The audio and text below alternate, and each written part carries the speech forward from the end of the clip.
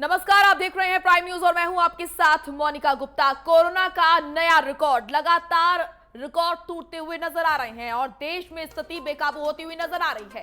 देश में पिछले 24 घंटे में आए हैं 3,60,000 नए केस।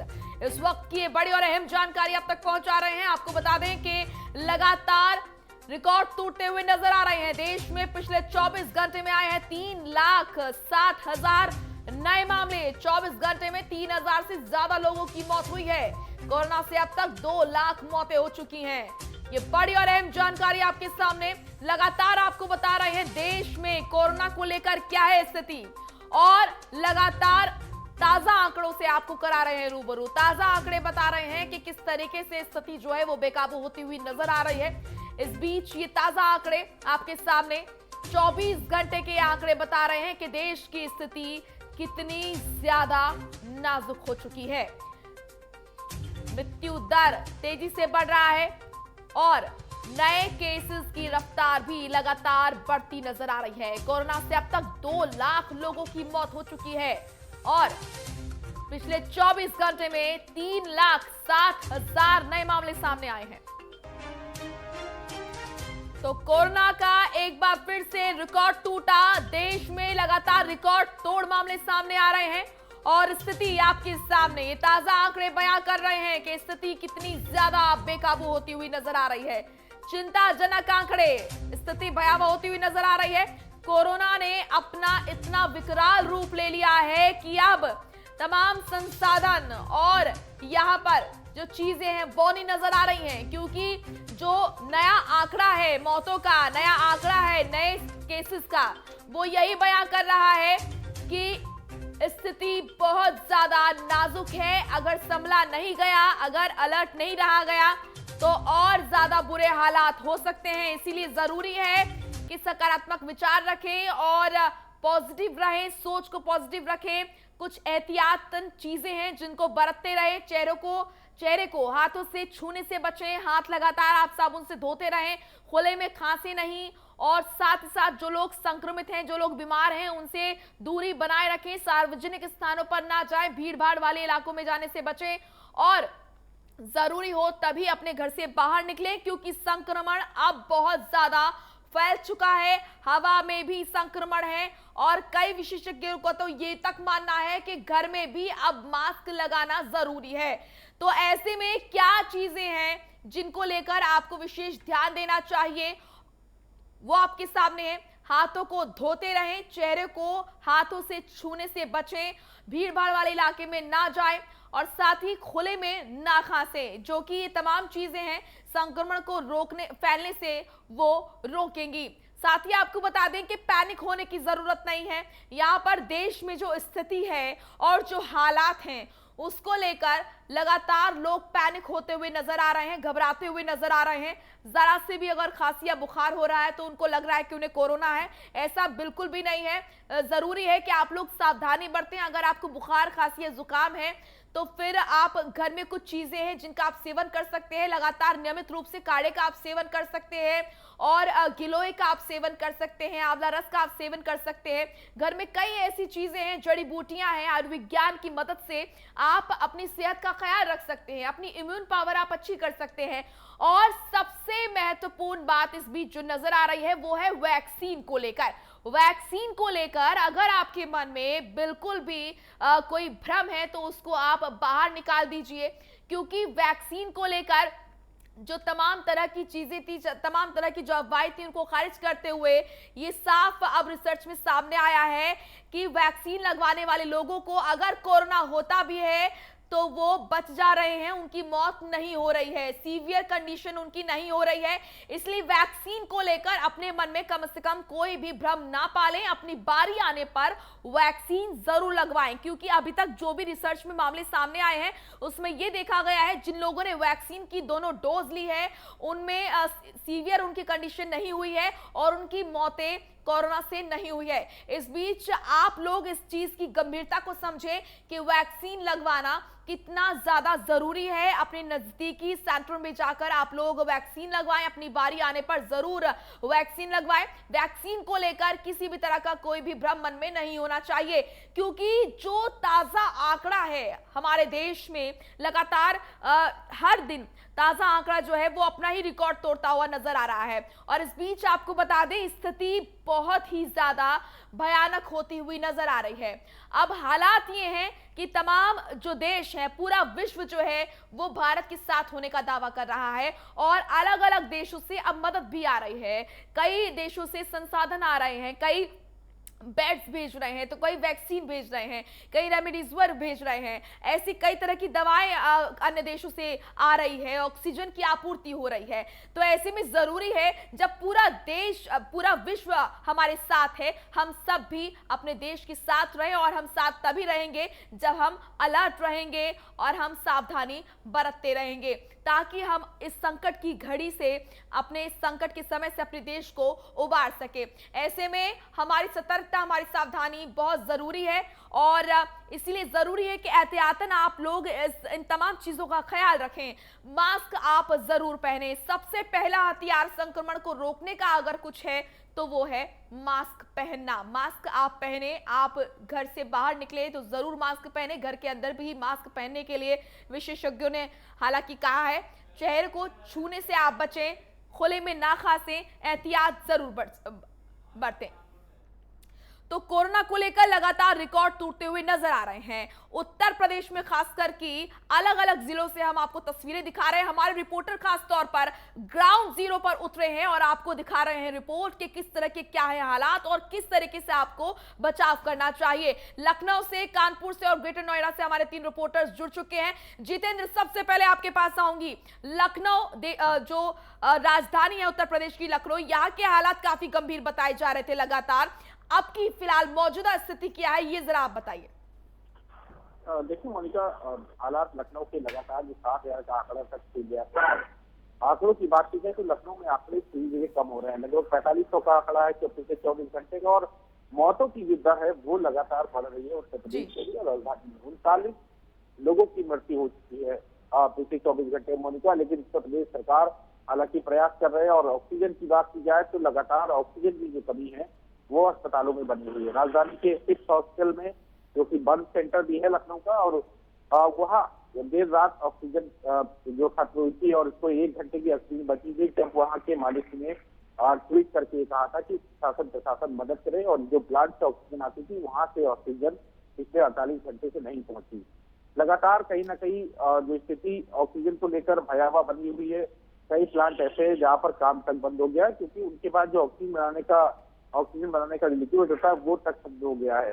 तो स्थिति थोड़ी थोड़ी नाजुक है, क्योंकि लगातार सरकारी अस्पतालों में जहाँ बेड नहीं मिला लोगों को, वेंटिलेटर का बेड नहीं मिला, सरकार ने आदेश दिया कि आप बेडों की जो आंकड़ा है वो कहीं ना कहीं जारी करिए और स्थिति संभालने की कोशिश करिए। इसके लिए उत्तर प्रदेश सरकार ने कई कदम उठाए हैं। उसमें जो लेखपाल है, आमीन है, उनको भी कहा गया है कि वे अस्पतालों का आंकड़ा पता करें कि आखिर अस्पतालों में ऑक्सीजन है या नहीं है, बेड की कहाँ कहाँ कमी है। इस तरह से जिला प्रशासन ने जो आमीन और लेखपाल होते हैं उनको भी कह दिया है और लगातार इसके आंकड़े भी जुटाए जा रहे हैं लखनऊ के अस्पतालों में। प्राइवेट अस्पतालों में थोड़ी थोड़ी स्थिति खराब हो रही है, क्योंकि ऑक्सीजन की कमी होने के कारण जो प्राइवेट अस्पताल हालांकि मनमानी अपनी जो करने से बात नहीं आ रहे हैं, मनमानी लगातार वे कर रहे हैं, पैसा वसूली अपनी मनमानी कर रहे हैं और कहीं ना कहीं ऑक्सीजन का हवाला देके मरीजों को डिस्चार्ज भी कर रहे हैं। कुछ अस्पतालों में सत्यता है कि ऑक्सीजन की कमी है। ऑक्सीजन की कमी प्रशासन को पूरी करनी चाहिए और लखनऊ की 6 हॉस्पिटल में देर रात ये खबर आई थी कि वहाँ पर ऑक्सीजन खत्म हो गई। फिलहाल अभी तक कोई ऑक्सीजन नहीं पहुंची है, प्रशासन के लोग जुड़ रहे हैं ऑक्सीजन पहुंचाने में, लेकिन स्थिति मोनिका बहुत रोकना चाहूंगी। जितेंद्र, बड़ी खबर आ रही है इस वक्त की, दर्शकों को रूबरू करा देते हैं। यूपी में 24 घंटे में 32,993 नए केस सामने आए हैं। रिकॉर्ड तोड़ केस सामने आ रहे हैं। 24 घंटे में 265 लोगों की मौत हो चुकी है। ये बड़ी जानकारी दर्शकों तक पहुंचा रहे हैं। लखनऊ में सबसे ज्यादा 4,437 नए मामले सामने आए हैं। 24 घंटे में 39 लोगों की मौत हुई है।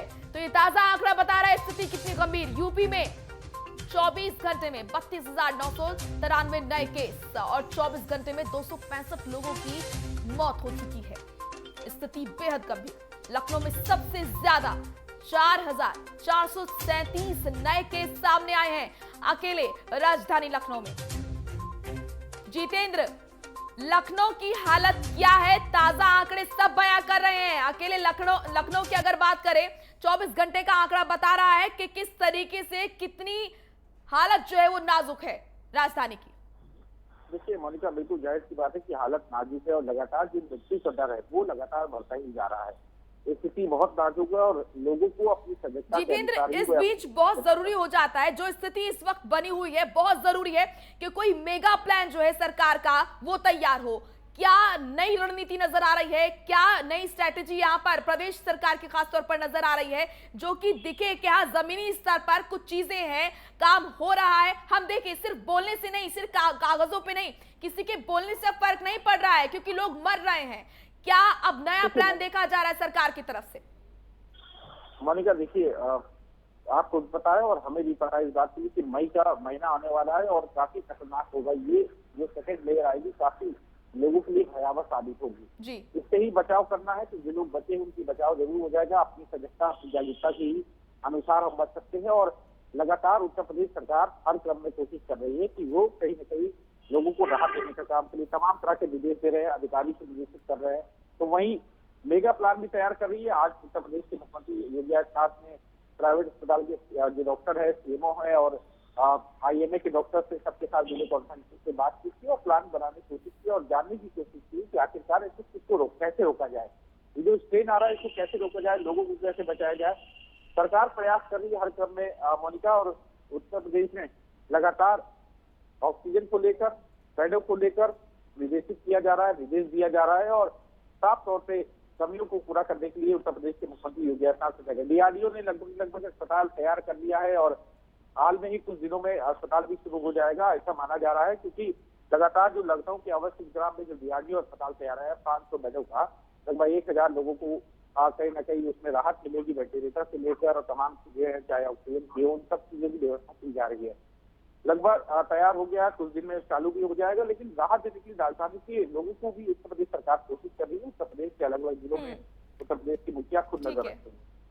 बिल्कुल जितेंद्र, आऊंगी आपके पास, लगातार अपडेट लूंगी। आशीष भी लगातार जुड़े हुए कानपुर से। आशीष, कानपुर की क्या कुछ स्थिति है?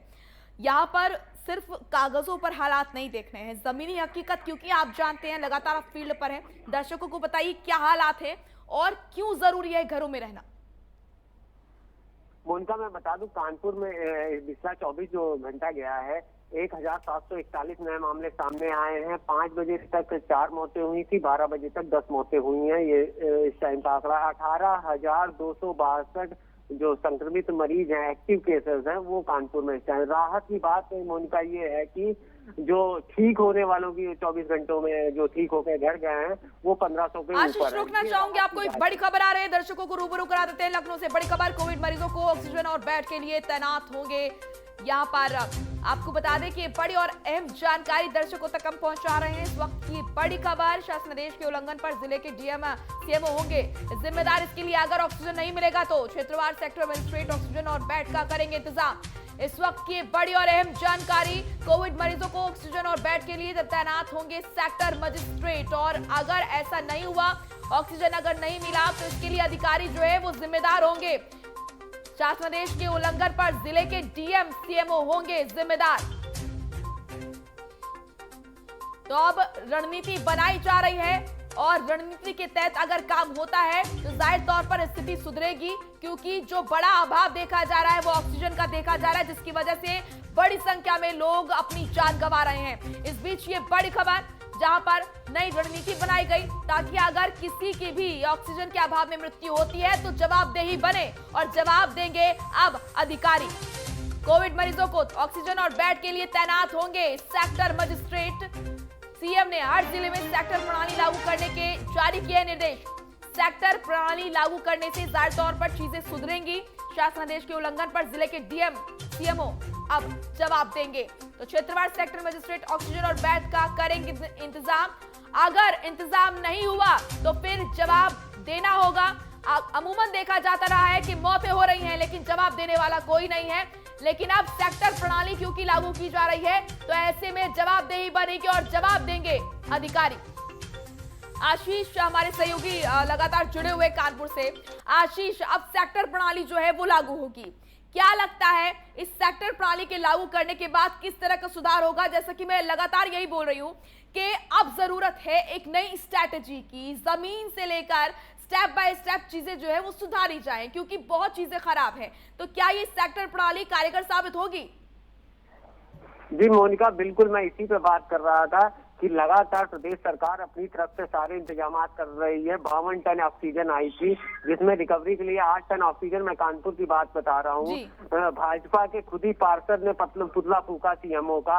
अब हालात में ये हो गए थे मोनिका कि हेल्प डेस्क जो कोविड के लिए बनाई गई थी, वहाँ कॉल अगर उन्हें सही जवाब नहीं मिल रहा था, सीएमओ फोन नहीं उठा रहे थे, लोग 112 डायल 112 पुलिस के नंबर पे वहां फोन करके कहीं ना कहीं मदद मांग रहे थे या तो शिकायत कर रहे थे। उसके बाद पुलिस कमिश्नर असीम अरुण ने कल कहा कि कालाबाजारी जो हो रही है, उसके बाद अगर आप तुरंत 112 फोन करेंगे तुरंत कार्रवाई होगी। और ये जो सेक्टर प्रणाली है, बिल्कुल अधिकारियों की कोई जवाबदेही नहीं थी मोहनदा कि किस जगह ऑक्सीजन और किस जगह बेडों की स्थिति को मैं जायजा ले, किस तरह लोगों को असुविधा ना हो। अब कल की मैं बात, कल सीएम योगी ने जैसे ही एक्टिव हुए हैं, कल उन्होंने राजू कप्तान है चेस्ट स्पेशलिस्ट, उनसे भी बात की है कोरोना की दूसरी लहर के बचाव के लिए। वर्चुअल मीटिंग हुई, कई डॉक्टर भी वहां जुड़े हुए थे। उसके बाद 9 जो अस्पताल है उनको नोटिस दिया गया, एडीएम ने नोटिस दिया है, जो ज्यादा चार्ज करके लोगों को एडमिट कर रहे थे। तो स्थितियां बिल्कुल बहुत खराब हो चुकी थी। तो अधिकारियों के लिए जो सेक्टर प्रणाली आई है, अभी आपने बताया, बिल्कुल अधिकारियों की जब तक जवाबदेही नहीं बनेगी, कहीं ना कहीं हालात सुधरने वाले नहीं थे। ऑक्सीजन को लेकर, बेडों की संख्या को लेकर, अब तो ऑक्सीमीटर और नोजल को लेकर शिकायतें, रेमडेसिविर जो इंजेक्शन है उसकी कालाबाजारी शुरू हो चुकी। तो कहीं ना कहीं तो एकदम से ये जो दूसरी लहर आई मोनिका, तो अलग अलग जगह पे लोग काम करना था, पंचायती चुनाव भी लगे हुए थे, कोविड को भी देखना था, उधर लॉकडाउन। बिल्कुल, बड़ी खबर का रुख करेंगे। लखनऊ से बड़ी खबर आ रही है, कोरोना टीकाकरण के लिए 28 अप्रैल से रजिस्ट्रेशन शुरू। 18 साल से ऊपर के लोग करा सकेंगे रजिस्ट्रेशन। 1 मई से कोरोना वैक्सीन देने की शुरुआत होगी और इसको लेकर रजिस्ट्रेशन जो है वो शुरू होगा। कोरोना वैक्सीनेशन के लिए तैयारियां अब शुरू की गई है, रणनीति बनाई गई है। इसको लेकर कोरोना टीकाकरण के लिए अब 28 अप्रैल से रजिस्ट्रेशन जो है वो शुरू होगा। 18 साल से ऊपर के लोग करा सकेंगे रजिस्ट्रेशन। ये बड़ी और अहम जानकारी दर्शकों तक पहुंचा रहे हैं। रजिस्ट्रेशन को लेकर ये जानकारी, यानी कि आज से रजिस्ट्रेशन जो है वो शुरू हो गया है और आज से रजिस्ट्रेशन होगा। वैक्सीनेशन को लेकर पूरा प्लान तैयार किया गया है। कोरोना टीकाकरण के लिए आज से रजिस्ट्रेशन होगा शुरू। 18 साल से ऊपर के लोग करा सकेंगे रजिस्ट्रेशन और 1 मई से कोरोना वैक्सीन देने की शुरुआत होगी। आशीष, अपनी बात पूरी कीजिए। जी मैं उनका बता रहा था कि जिस तरह से ये अभी सेक्टर प्रणाली लागू की है, निश्चित तौर पे अधिकारियों की जो जवाबदेही नहीं बन रही थी, अगर उन पे एक्शन होगा तो निश्चित तौर पे ये सुधार होगा। क्योंकि कहीं ना कहीं अधिकारियों की जो लापरवाही रही है, कहीं अगर बेड नहीं है वो सुनिश्चित व्यवस्था नहीं की, ऑक्सीजन की सुनिश्चित व्यवस्था नहीं की गई, कालाबाजारी इस तरह से आपने देखा होगा, तमाम तस्वीरें सामने आ रही थी। कालाबाजारी की स्थिति इतनी ज्यादा भयावह हो चुकी थी, हाईलाइट अस्पताल की स्थिति। तो अभी तो ऑक्सीजन है, लेकिन ये जो सेक्टर प्रणाली निश्चित तौर पर अधिकारियों पे लगाम लगेगी। अब आलम ये है कि भाजपा के नेता स्वयं सीएमओ का पुतला फूंक रहे हैं और लोग अब सामने आ रहे हैं कहीं ना कहीं। आपको बता दूं, औद्योगिक मंत्री हैं सतीश महाना केंद्र से, उन्होंने डीएम और सीडीओ को लेटर लिख के अपने निधि से 3 करोड़ रुपए दिए हैं। राज्य मंत्री नीलिमा कटियार, उच्च शिक्षा राज्य मंत्री नीलिमा कटियार ने 50 लाख रुपए दिए। 50 लाख रुपए विधायक सुरेंद्र मैथानी ने दिए हैं। एक अलग सी मुहिम शुरू की है गुरुद्वारे गुमटी ने, जो ऑक्सीजन लंगर चालू किया है। जो केसेस आते हैं, क्रिटिकल केस आते हैं, उनको 2 से 3 घंटे तक वो ऑक्सीजन फ्री में वहां देंगे। तो इस तरह की मुहिम चालू हो चुकी है कानपुर के अंदर। लेकिन तब भी अधिकारी कहीं ना कहीं फिर से नदारत, अधिकारी और जो जनता है उनके बीच का जो गैप है वो बढ़ता ही जा रहा है। वो फोन नहीं उठा रहे हैं। आलम, मैं आपको बता चुका हूँ कि 112 पे लोग फोन कर रहे हैं, पुलिस की मदद ले रहे हैं कि वो सीएमओ की शिकायत कर रहे हैं। हम इस वक्त तस्वीरें देख रहे हैं, जो तमाम नेता है, जो तमाम मंत्री है, जो कि सत्तासीन है, वो खुद अपनों की मदद नहीं कर पा रहे हैं। ऐसे में हम अंदाजा लगा सकते हैं आम जनता की क्या हालत है, आम जनता की कैसे सुनवाई हो रही होगी, वो कहां किस कदर दर दर भटक रहे होंगे अपनों की मदद के लिए, तड़पते हुए देखने के लिए मजबूर हैं वो अपनों को। आशीष, आऊंगी आपके पास, ग्रेटर नोएडा से भी हमारे सहयोगी लगातार बने हुए हैं हमारे साथ, आपके पास आऊंगी। नरेंद्र, क्या स्थिति ग्रेटर नोएडा में दिखाई दे रही है, ताजा आंकड़े क्या बयां कर रहे हैं, क्योंकि लगातार हम देख रहे हैं हर रोज रिकॉर्ड तोड़ रहे हैं ये जो आंकड़े हैं। मोनिका, बताना चाहूंगा कि पिछले 24 घंटे में गौतम बुद्ध नगर में करीब 977 केस आए के कोरोना संक्रमित के, उनमें से करीब 355 के करीब में कल 24 घंटे में डिस्चार्ज हुए हैं। करीब 14 से 16 लोगों की उसमें मौत हुई है। तो कहीं ना कहीं गौतम बुद्ध नगर में इस समय जो कोरोना ने एक विकराल रूप ले रखा है, एक भयानक तस्वीर देखने को मिल रही है। जो जहाँ पे सबों का दाह संस्कार हो रहा है, वहाँ पे भी आदमी आ रहे हैं लेकर, और अपनी मतलब वहाँ पे वेटिंग करनी पड़ रही है उनको, और लंबी कतारें लगी हुई हैं। तो कहीं ना कहीं इस समय जो गौतम बुद्ध नगर की हालात है वो बिल्कुल बेकाबू है, क्योंकि हॉस्पिटलों में जगह नहीं मिल रही, साथ के साथ ऑक्सीजन की भारी किल्लत हो रही है पूरे गौतम बुद्ध नगर में। और जहाँ पे अगर बात करें, अगर जो सीएमओ है दीपक अरोई गौतम बुद्ध नगर के, वो हर जवाब से बच रहे हैं, मीडिया से बच रहे हैं। साथ के साथ जो लोग इंजेक्शन की मांग कर रही है, ऑक्सीजन सिलेंडर की उनसे मांग कर रहे हैं, उनको जवाब में कुछ ना कुछ उल्टा बोला जा रहा है। तो कहीं ना कहीं ये साफ तौर पर देखने को मिल रहा है कि जो सीएमओ है गौतम बुद्ध नगर के, उनकी सबसे बड़ी लापरवाही इस समय सामने आ रही है। क्योंकि एक तरफ जो जिलाधिकारी, लेकिन अब क्योंकि नरेंद्र सेक्टर प्रणाली लागू करने की बात की जा रही है, तो क्या अब इस तरीके से बचा जाएगा चीजों से, क्या आप मानते हैं, क्योंकि आप फील्ड पर हैं, इस तरह के जब निर्देश दिए जाते हैं तो उनको लागू करना उतना ही मुश्किल नजर आता है, क्योंकि आम जनता को अब राम भरोसे छोड़ दिया गया है। क्योंकि अब सेक्टर प्रणाली लागू होगी तो क्या लगता है हालात सुधरेंगे, क्योंकि अब जवाबदेही बनेगी इन अधिकारियों की, अब ये ऐसे ही नहीं छोड़ सकते हैं लोगों को। जी मोनिका, पहले पिछले साल भी सेक्टर प्रणाली लागू हुई थी, और इस साल भी फिर अब सूबे के मुख्य योगी आदित्यनाथ ने सेक्टर प्रणाली लागू करने के आदेश दिए। इससे साफ तौर पे कहीं ना कहीं गौतम बुद्ध नगर वासियों को फायदा होगा, क्योंकि जो जोन वाइज बांटे जाएंगे और उनके ऊपर एक सेक्टर मजिस्ट्रेट होगा, तो कहीं ना कहीं जो लोग हैं वो सीधे अपनी बात सेक्टर मजिस्ट्रेट से बोल सकते हैं। तो उसका कहीं ना कहीं जो गौतम बुद्ध नगर वासी हैं उनको फायदा होगा, क्योंकि लगातार उधर क्योंकि गौतम बुद्ध नगर में कमिश्नरेट सिस्टम लागू है। एक तरफ पुलिस कमिश्नर आलोक सिंह ने भी मोर्चा संभाल रखा है, साथ के साथ जो जिलाधिकारी है स्वास्थ्य सेलवाई, वो भी हॉस्पिटल में जाकर पूरा निरीक्षण कर रहे हैं। तो कहीं ना कहीं इस समय जो जिला प्रशासन है और पुलिस प्रशासन है पूरा अलर्ट मोड पर है। पर जो स्वास्थ्य विभाग की बड़ी लापरवाही सामने दिखाई दे रही है गौतम बुद्ध नगर में, जो लोग हैं जो परेशान है, उनका कह सकते हैं कि बिल्कुल भी साथ नहीं दिया जा रहा, क्योंकि लोग इंजेक्शन की गुहार लगा रही है सीएमओ से, उनके लेटर फाड़ दिए जाते हैं, सोशल मीडिया पर वीडियो वायरल हो रही है। कोई सीएमओ का महिला पैर पकड़ रही है, उसका बच्चा कल दम तोड़ देता है एक इंजेक्शन की वजह से। तो कहीं ना कहीं ये जो सीएमओ है गौतम बुद्ध नगर के, उनकी लापरवाही साफ तौर पे सबसे ज्यादा दिखाई दे रही है।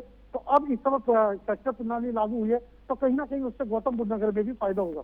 जी बिल्कुल। तो नरेंद्र, आऊंगी आपके पास, लखनऊ से जितेंद्र लगातार बने हुए। जितेंद्र, अब क्योंकि जो चीजें हुई वो हो चुकी हैं, उन पर बात करना कहीं ना कहीं समय व्यर्थ करना है।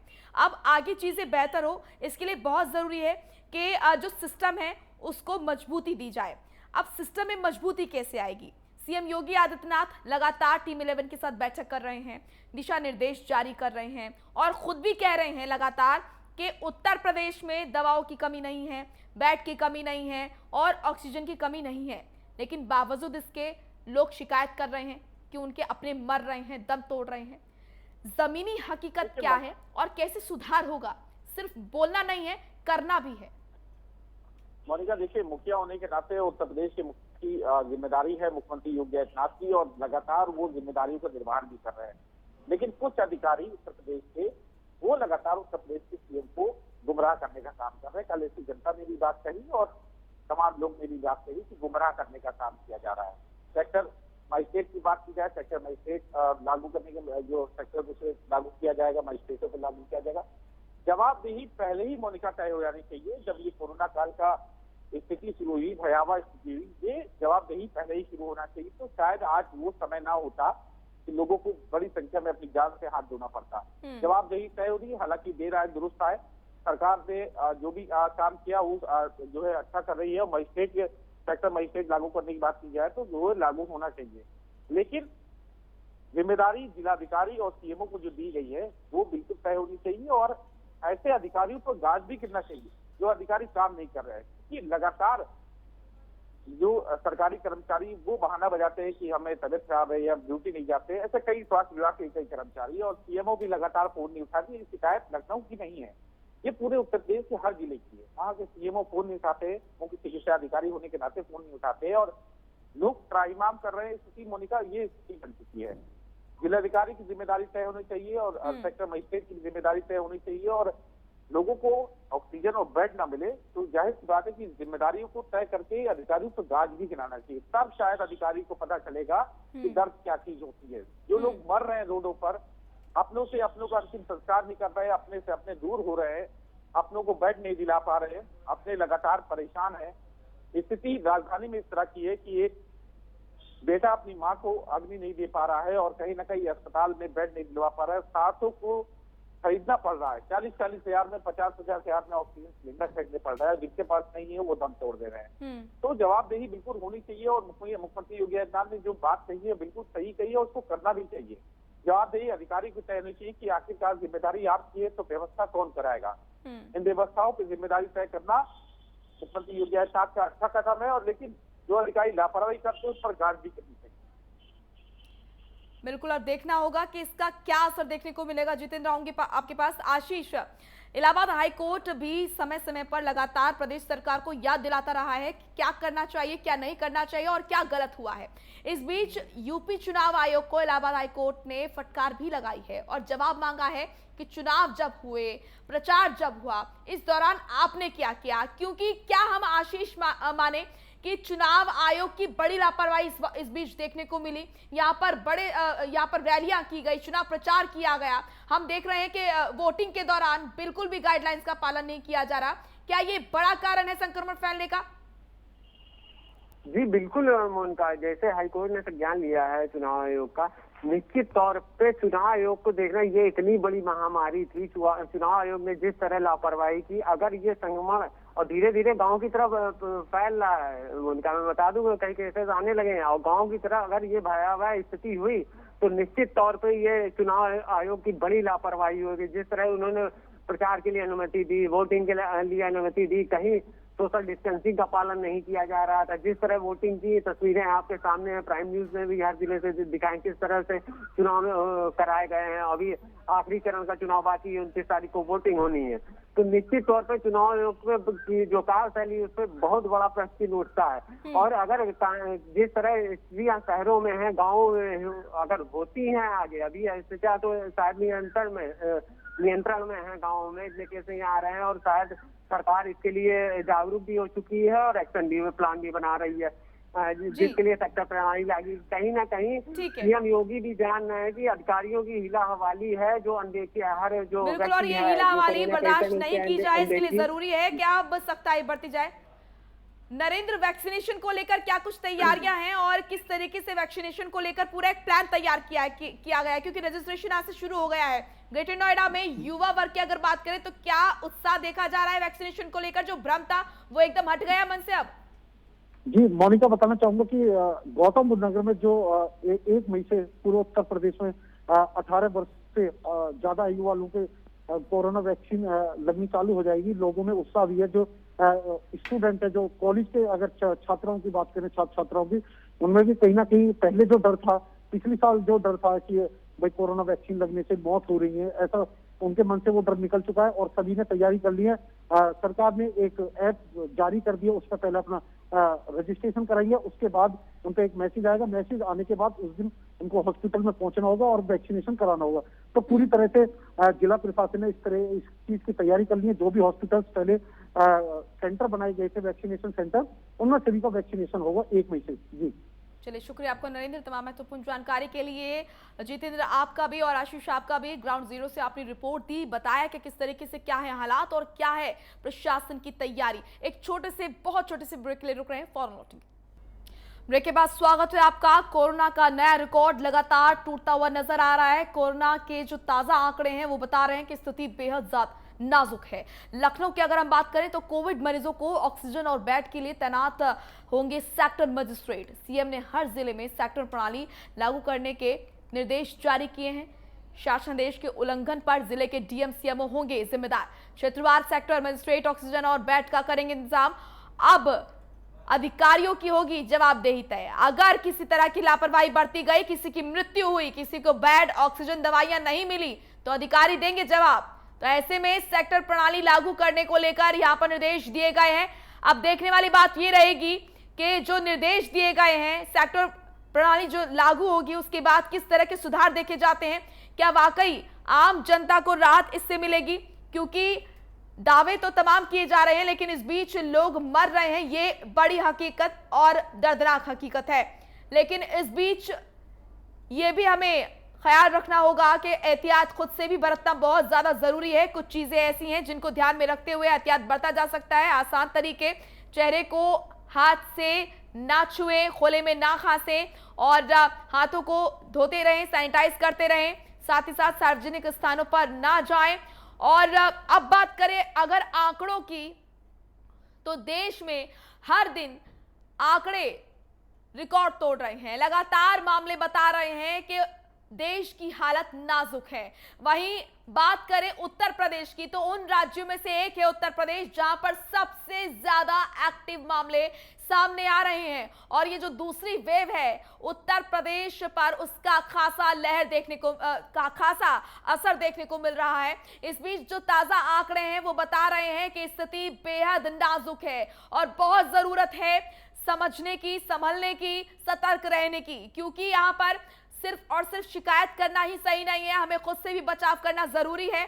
और इस बीच आपको बता दें कि कोविड मरीजों को ऑक्सीजन और बेड के लिए उत्तर प्रदेश में अब तैनात होंगे सेक्टर मजिस्ट्रेट। सीएम ने हर जिले में सेक्टर प्रणाली लागू करने के निर्देश जारी किए हैं।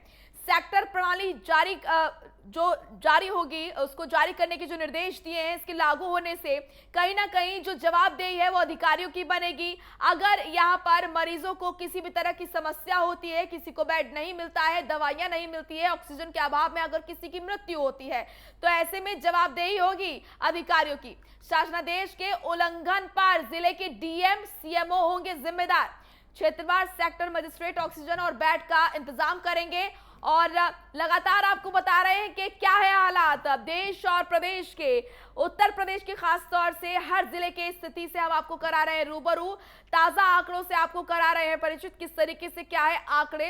हर दिन रिकॉर्ड टूट रहे हैं। कोरोना अपने पैर पसार रहा है और विकराल रूप ले चुका है, जहां पर संसाधनों का भारी अभाव देखने को मिल रहा है। लेकिन इस बीच लगातार प्रयास किए जा रहे हैं कि स्थिति को सुधारा जा सके, चाहे देश हो या फिर प्रदेश हो। लगातार स्थिति को सुधारने के प्रयास किए जा रहे हैं।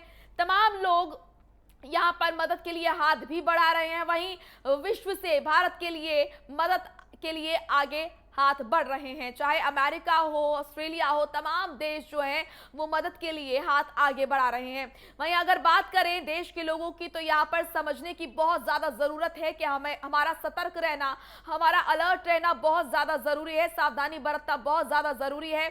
क्योंकि अगर हम अब नहीं संभले तो आगे चलकर स्थिति बहुत ही ज्यादा खराब हो जाएगी। क्योंकि अभी जो आंकड़े हैं वो चिंताजनक हैं और भारत में जो कोरोना का प्रकोप है वो पूरे विश्व में चर्चा का विषय है। क्योंकि जिस तरीके से जो स्थिति भारत में देखने को मिल रही है, जो तस्वीरें भारत से बाहर जा रही हैं, वो वाकई कहीं ना कहीं चिंताजनक हैं और झकझोर देने वाली है। कई ऐसे लोग, कई ऐसे जिंदगियां जिन्होंने आकस्मिक दम तोड़ दिया, जो संभलने का मौका जिन्हें नहीं मिल पाया है।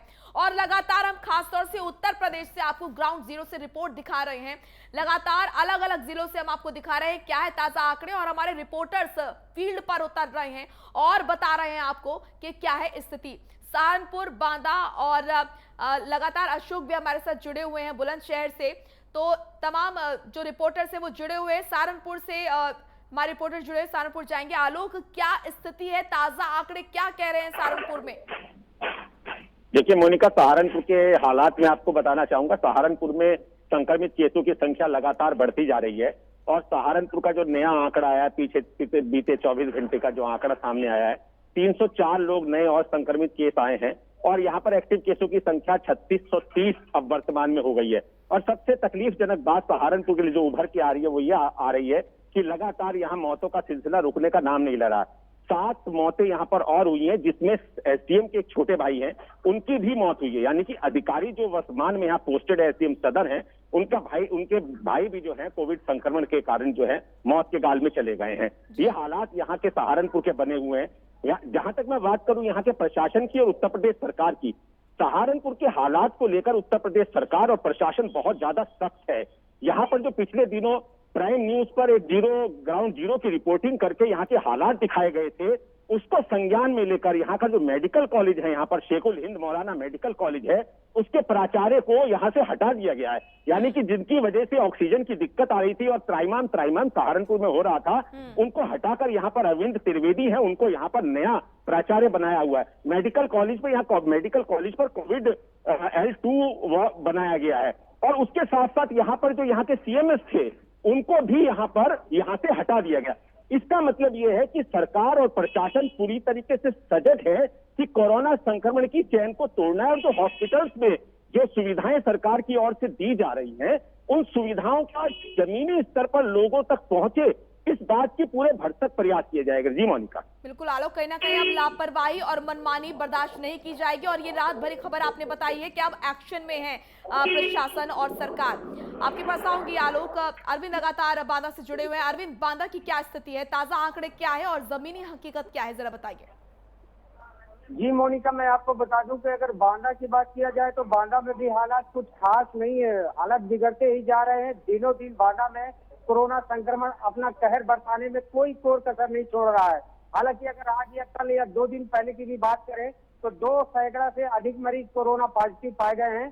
खास बात ये भी देखी गई है कि मंडल कारागार बांदा में भी जो है यूपी के डॉन मुख्तार अंसारी बंद है, उनकी भी कोरोना रिपोर्ट पॉजिटिव आई है। उनके साथ साथ में 43 कैदियों की भी रिपोर्ट पॉजिटिव आई है। हालांकि जिला मजिस्ट्रेट आनंद कुमार सिंह की अगर बात की जाए तो उनकी एक भारी लापरवाही बांदा के तिलवारी ब्लॉक में देखने को मिली है, जहां त्रिस्तरीय पंचायत चुनाव को लेकर के आज पोलिंग पार्टियों को रवाना होना था। प्राइम न्यूज ने ग्राउंड जीरो पर वो तस्वीरें भी आम दर्शकों को दिखाई थी, किस तरह सोशल डिस्टेंसिंग की धज्जियां उड़ाई जा रही हैं। हालांकि कोरोना अपना कहर बरसाने में किसी तरह का कोई कसर नहीं छोड़ रहा है, जबकि प्राइम न्यूज जनहित में जारी कर रहा है कि 2 गज की दूरी और मास्क है बेहद जरूरी। अगर इस फार्मूले को नहीं अपनाया गया तो हर घर को रोना पड़ेगा कोरोना की वजह से।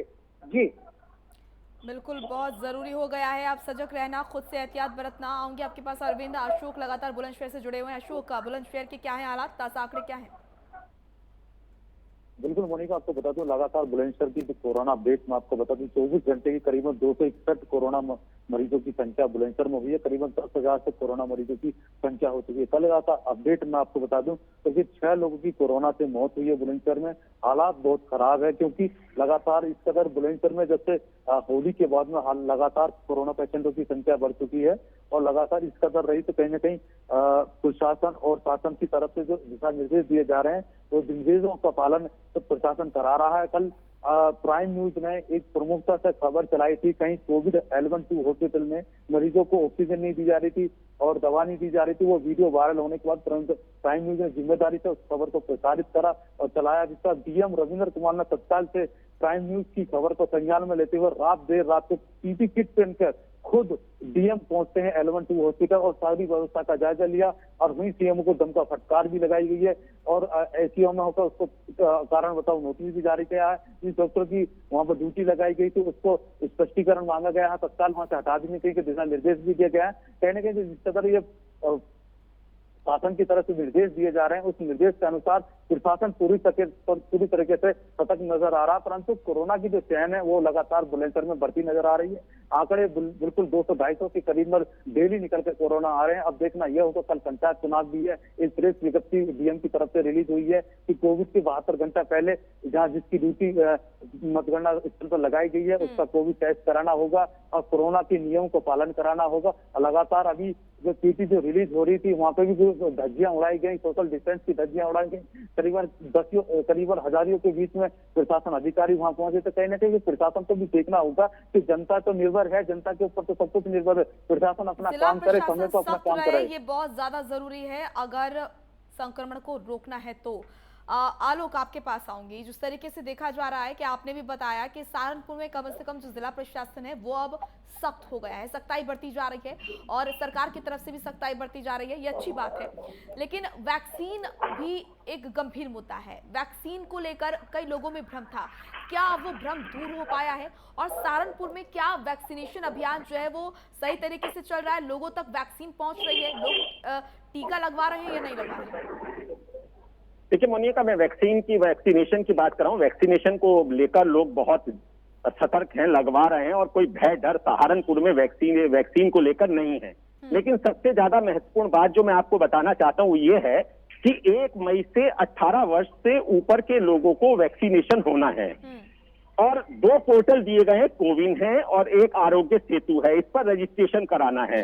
अभी तक बहुत सारे युवाओं ने जाकर उस पर रजिस्ट्रेशन कराने का प्रयास किया है, लेकिन उस पर वो पोर्टल पर रजिस्ट्रेशन नहीं हो पा रहा है। ऐसी स्थिति में जो 18 साल से ऊपर के लोग हैं उनको जो वैक्सीनेशन होना है, वैक्सीन लगवानी है, वो किस तरीके से वैक्सीन लगवा पाएंगे? 28 तारीख आज हो गई है और जब ये पोर्टल पर चलेगा तो पोर्टल पे काफी प्रेशर आ जाएगा। जिस पोर्टल पे इसको रजिस्ट्रेशन कराना है उस पर काफी प्रेशर हो जाएगा और बहुत दिक्कत आ जाएगी। और 1 तारीख से जो सरकार की मंशा है 18 वर्ष से ऊपर के लोगों को वैक्सीन लगाने का, वो लक्ष्य पूरा नहीं, उस लक्ष्य तक, उस बात तक हम नहीं पहुंच पाएंगे। वैक्सीन आलोक, आऊंगी आपके पास। बड़ी खबर आ रही है दिल्ली से, नए कानून पर अधिसूचना जारी हुई। इस वक्त की बड़ी और अहम जानकारी दिल्ली से, केंद्र सरकार ने जारी की है अधिसूचना। इस वक्त की बड़ी खबर दर्शकों को रूबरू करा रहे हैं। एलजी को नए अधिकारों पर अधिसूचना जारी। इस वक्त की बड़ी और अहम जानकारी दिल्ली से, जीएनसीटी एक्ट में हुआ है संशोधन कर एलजी को नए अधिकार मिले। बड़ी और अहम जानकारी दिल्ली से, नए कानून पर अधिसूचना जारी हुई है। आपको बता दें कि केंद्र सरकार ने जारी की है अधिसूचना। एलजी को नए अधिकारों पर अधिसूचना हुई है जारी। साथ ही आपको बता दें कि जीएनसीटी एक्ट में हुआ है संशोधन और इसके अतिरिक्त संशोधन कर एलजी को नए अधिकार मिले हैं। ये बड़ी और अहम जानकारी दिल्ली से, नए कानून पर अधिसूचना जारी की गई, जहां पर केंद्र सरकार ने जारी की है ये अधिसूचना। साथ ही आपको बता दें कि एलजी को नए अधिकारों पर यह अधिसूचना जारी की गई है। जीएनसीटी एक्ट में हुआ है संशोधन। केंद्र ने संशोधन कर एलजी को नए अधिकार मिले हैं और आपको बता दें कि केंद्र ने यह अधिसूचना जारी की। दिल्ली से बड़ी खबर, केंद्र सरकार ने जारी किया अधिसूचना, एलजी को नए अधिकार मिले और नए अधिकारों की पर सूचना जारी की गई। बड़ी और अहम जानकारी, जीएनसीटी एक्ट में हुआ है संशोधन।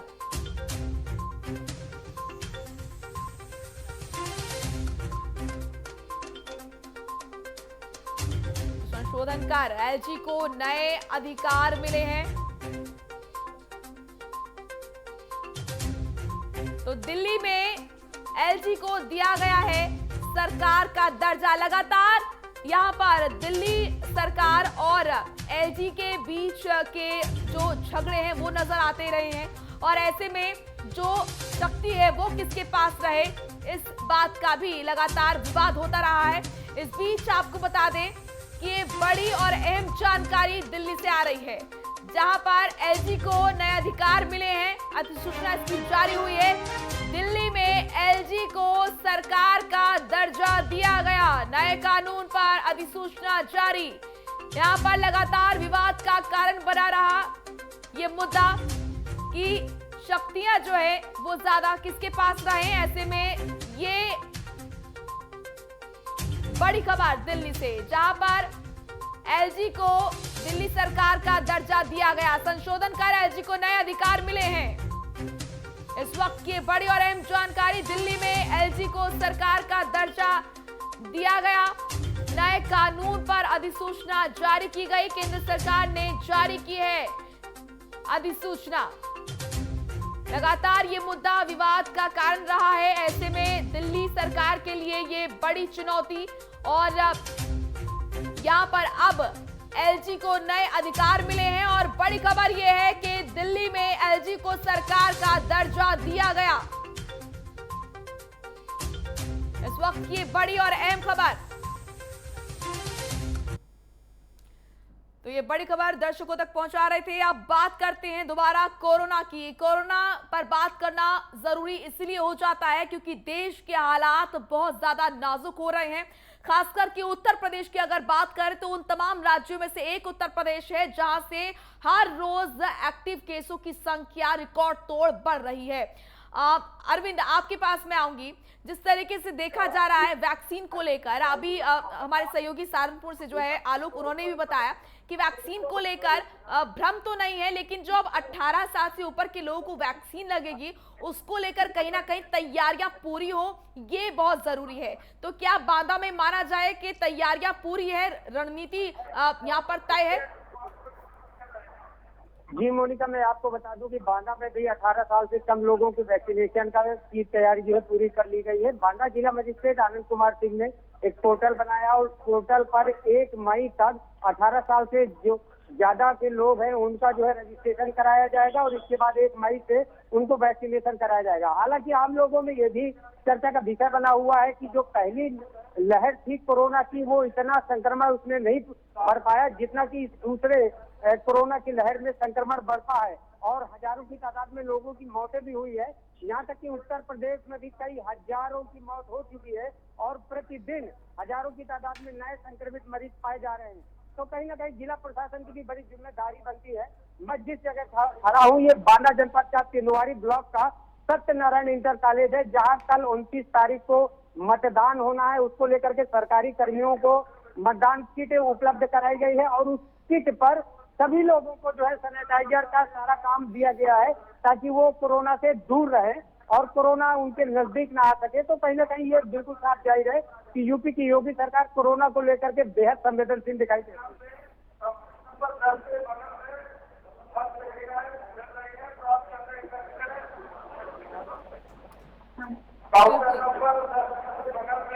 अरविंद, क्योंकि आपकी आवाज नहीं आ रही है, थोड़ी देर में आपसे संपर्क करेंगे। बुलंदशहर चलते हैं, अशोक लगातार वहां से बने हुए हैं। बुलंदशहर की क्या स्थिति है अशोक? अगर बात करें वैक्सीनेशन को लेकर, 1 मई से वैक्सीनेशन 18 साल से ऊपर के लोगों के लिए शुरू होगा। किस तरह की तैयारी है जिला प्रशासन की और किस तरीके से तैयार यहाँ पर चीजें, सारी रणनीति किस तरीके से बनी हुई है?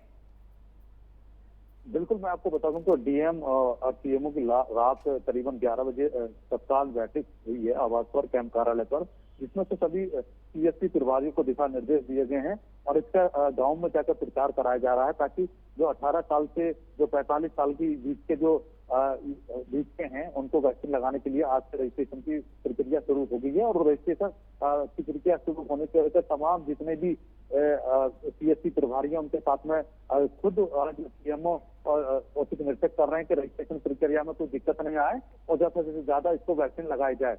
अब देखना यह हो तो रजिस्ट्रेशन कितने हो पाते हैं कि सर्वर डाउन चल रहा है, सर्वर डाउन हो तो ओपीडी नहीं मिल पा रही है जिसके चलते रजिस्ट्रेशन में कमी आ रही है जिसके चलते अब देखना यह हो तो 1 तारीख के बाद में कितने अब तक तो रजिस्ट्रेशन हुए हैं, आज से जो रजिस्ट्रेशन होंगे वो 1 तारीख के बाद वैक्सीन लगानी शुरू हो जाएंगी। जो युवा शक्ति है, जो युवा है उनको वैक्सीन लगना अनिवार्य है। जो युवा है, जो स्टूडेंट है उनको भी वैक्सीन लगना है। जो BA MA जो बच्चे हैं उनको भी वैक्सीन लगना अनिवार्य है। अब देखना होगा कि इस वैक्सीन को लेकर जो युवा है उनको कितना प्रशंसा होती है कि वैक्सीन में कितना बढ़ सकता है आप लगते हैं या कितना ही है। ये अफवाह भी हो रही है कि वैक्सीन के चलते ग्रामीण क्षेत्र में, शहरी क्षेत्र में ये भी हो रहा है कि वैक्सीन लग रही है, वैक्सीन लगने के बाद भी कोरोना पॉजिटिव हो रहे हैं। तो तमाम उनको भी विशेष तरीके से ध्यान दिया जा रहा है। प्रशासन को अलर्ट मोड पर रखा गया है और जब तक पूरी जैसे कहीं रजिस्ट्रेशन हो रहे थे कहीं, अब देखना होगा सरकारी अस्पताल में सीएम ने ऑन कैमरा बोलने से मना कर दिया था। जब हम बाइट कर रहे थे सुबह मॉर्निंग में, उन्होंने बताया कि रजिस्ट्रेशन को चलते ग्रामीण और शहरी क्षेत्र में काफी भीड़ इकट्ठा हो सकती है। भीड़ के चलते हमने पुलिस प्रशासन से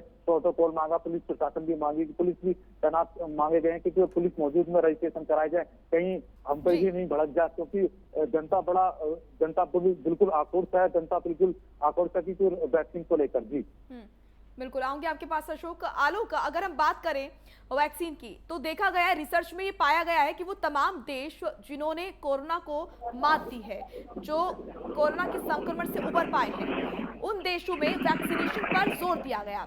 ज्यादा से ज्यादा संख्या में लोगों को वैक्सीनेट किया जाए, वैक्सीनेशन अभियान जो है वो चलाया गया और ज्यादा से ज्यादा लोग टीका लगाए, ये ज्यादा जरूरी रहा उनके लिए, ताकि अगर कोरोना हो भी तो लोगों की मौत ना हो। तो क्या हम ये माने कि देश में भी इस बात पर जोर दिया जाना चाहिए और ये एक कहेंगे कि एक प्रहार हो सकता है, बड़ा प्रहार हो सकता है इस महामारी के ऊपर। वैक्सीनेशन अभियान में तेजी लाना बहुत ज्यादा जरूरी है इस वक्त। मोनिका, निश्चित तौर पर वैक्सीनेशन में जितनी तेजी आएगी उतना ही संक्रमण की चेन को तोड़ने के जिस तरीके से सैनिटाइजेशन हो रहा है और चीज हो रही है, वैक्सीन जो है वो बहुत इंपॉर्टेंट चीज है। वैक्सीन होने के बाद जो भ्रांतियां आ रही हैं कि फिर वैक्सीन लगाने के बाद भी कोरोना संक्रमित हो जाता आदमी, इसमें कोई दो राय नहीं। हमारी कुछ डॉक्टर से बात हुई है और लोगों से भी बात हुई है, उन्होंने बताया कि इसमें संक्रमण तो आ सकता है लेकिन 70% तक जो जीवन भय है उसका खतरा वैक्सीन लगाने के बाद नहीं होता।